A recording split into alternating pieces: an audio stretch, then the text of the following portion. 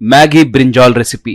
मृणाल सेन एक आदर्शवादी अध्यापक था। वो उस गांव के हाई स्कूल में अध्यापक के तौर पे काम करके हाल ही में रिटायर हुआ था। उसकी पत्नी कमला बहन उसकी बहुत अच्छे से देखभाल करती थी। मृणाल सेन पत्नी से, बच्चों को एक विद्वान बनाने में माता पिता से भी गुरु की भूमिका ज्यादा होती है। उन छोटे छोटे दिमाग में अच्छे बीज बोए तो अच्छे परिणाम मिलेंगे, बुरे बीज बोए तो बुरे परिणाम ही मिलेंगे। तुमने एक बात गौर की, बच्चे बचपन से लेकर बड़े होने तक ज्यादातर पाठशाला में ही अपना वक्त बिताते हैं। वो भी अपने गुरु के पास ज्यादा देर रहते हैं, इसलिए उन्हें प्राथमिक ज्ञान गुरु से ही मिलता है। यूं कहता था। उसके बच्चे विदेश में अच्छे नौकरी करते हुए सेटल हुए थे। बच्चे फोन करके हमारे पास आ जाइए पिताजी कहकर बहुत बार पूछते थे, फिर भी वो, यहाँ मेरी और जिम्मेदारियां है रे, मैं सिर्फ तुम लोगों को बड़ा करके लाइफ में सेटल करके चुप बैठ गया तो वो स्वार्थ कहलाएगा। मुझ में और शक्ति है। इस गांव के बच्चों को सिखाने के लिए कई सारे बातें हैं। खासकर हमारे गांव के बाहर मौजूद स्लम एरिया के बच्चे बिना पढ़ाई के बिगड़ रहे हैं। कोई सरकार उनकी परवाह ही नहीं करती। उन्हें जिम्मेदार नागरिक बनाना है। उन्हें ऐसे छोड़ दिए तो वो लोग संघ विद्रोही बनेंगे। यूं कहता था। बच्चों को पिता के बारे में पता था, इसलिए वो लोग कुछ नहीं कहते थे। मृणाल सिंह अपने रिटायरमेंट के बाद आए प्रोविडेंट फंड के पैसों से उस स्लम एरिया में एक घर खरीदकर उसमें रहने लगा।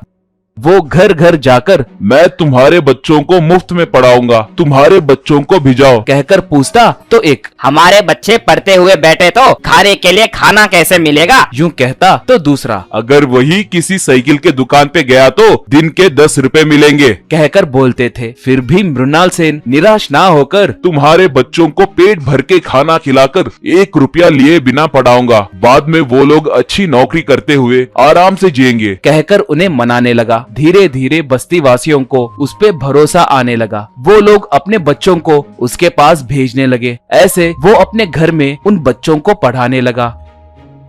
एक बार कमला बेन, राशन खत्म हो गया है जी, कल से बच्चों के लिए क्या पकाऊं? बोली। मृणाल सेन, मैं कहीं पर कर्ज लेकर राशन लाऊंगा, कहा। पत्नी, कर्ज मत कीजिए। 3 महीने पहले मेरी बहन ने बैगन के बीज भेजे थे। घर के बाहर बहुत जगह है ना, यूँ सोचकर मैंने उन बीजों को बोया। एक बार आकर तो देखिए कहकर उसे ले जाकर दिखाई। वहाँ पौधे भर के बैगन थे। मृणाल सेन, वेरी गुड, मगर बैगन के सालन में रोटी कैसे? पूछा वो। आटे का डब्बा भी खाली हो गया है जी, एक रोटी बनाने के लिए भी आटा नहीं है, बोली। इतने में घर के बाहर रोड पर कुछ गिरे जैसे बड़ी आवाज सुनाई दी। दोनों वहां जाकर देखे तो दूर से एक लॉरी जाते हुए दिखी। घर के सामने एक बड़ा डब्बा गिरा हुआ था। मृणाल सेन उसे खोलकर देखा और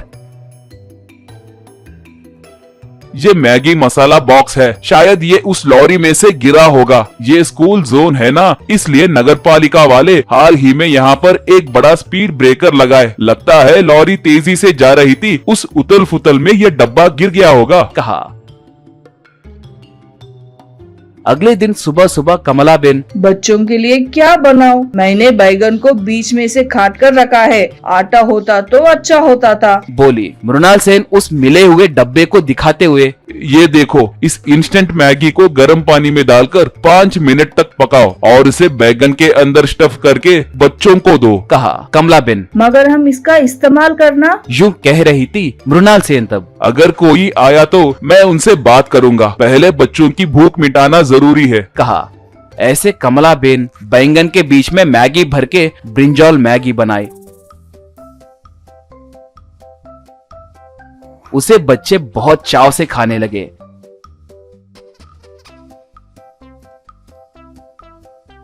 इतने में वहां पर एक बाइक आकर रुकी।